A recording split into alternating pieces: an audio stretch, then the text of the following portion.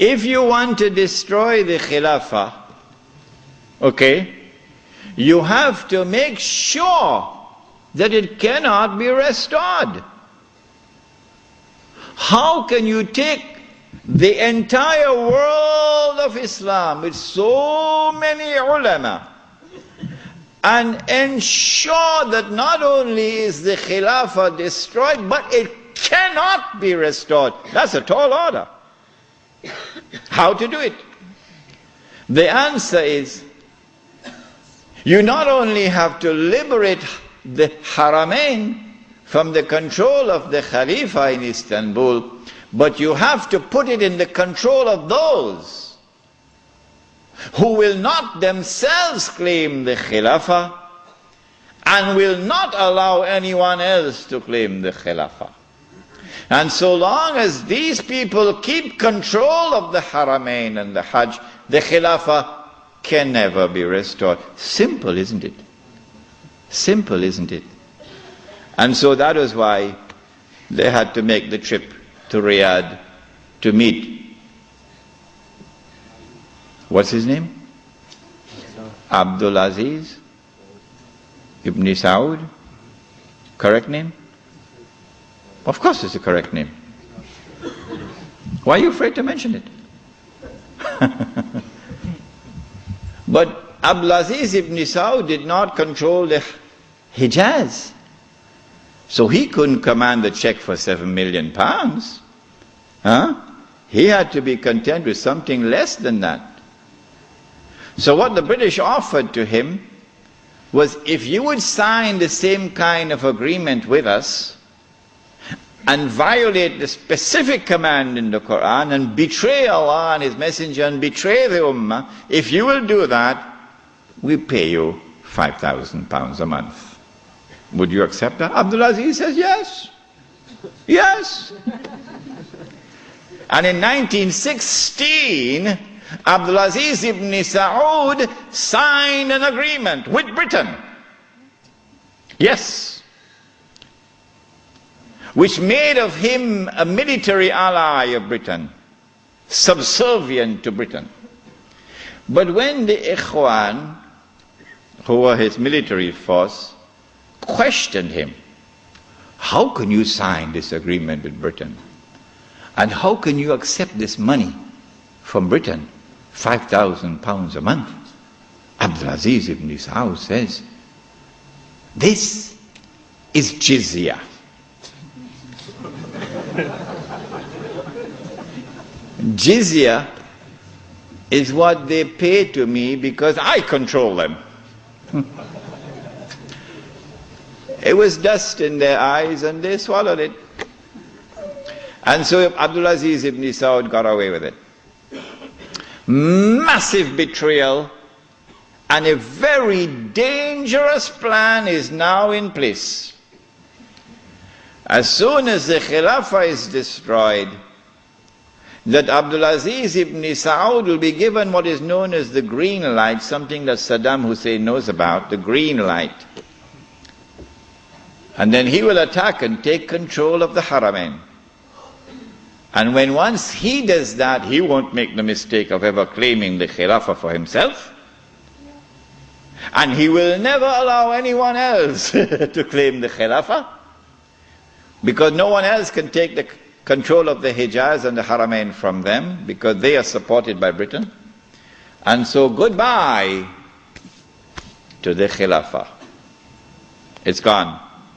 It can never be restored. Never, never, never be restored. So long as Britain and the United States of America underwrite the security of the Saudi state, you can never, never, never restore the Khilafah. By 1919, the Ottoman Empire was in shambles, falling apart.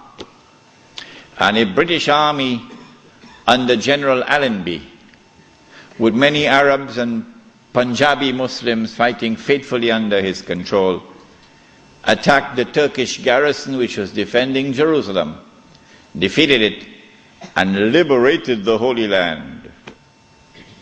This was a joyous day for the Jews, because now the countdown is really moving forward and the golden age is coming back. In the same 1919, when the Ottoman Empire is collapsing and it is losing all its non-Turkish possessions, all the Arab parts of the Ottoman Empire are falling away, the Greek army now invades the Turkish mainland, Anatolia. And the Turkish people now have a tremendous fright in their hearts, because the Greeks hate them with a PhD in hatred. So Britain now has to create a Turkish general who would appear to the Turkish people as a savior who has come down from the heavens with his hands resting on the wings of angels to save the Turkish people. And so at a place called Gallipoli, a man named Mustafa Kemal inflicts a defeat on the ruling state in the world, Britain, and immediately climbs the ladder to become the hero of all heroes in Turkish history. Very convenient, isn't it? Mustafa Kemal now takes over. He is in fact de facto ruler over the Ottoman Empire, and the Khalifa is just a piece of furniture. In 1920, I think, or 21, there was a big treaty, negotiations in Versailles, and from this emerged now the Turkish Republic, which replaces the Ottoman Islamic State. But Mustafa Kemal said, the Turkish people love their Khalifa. So if Europe could have a pope, why can't we have a pope too? This was simplistic thinking on the part of Mustafa Kemal. If the Europeans could have a pope, well, so too can we.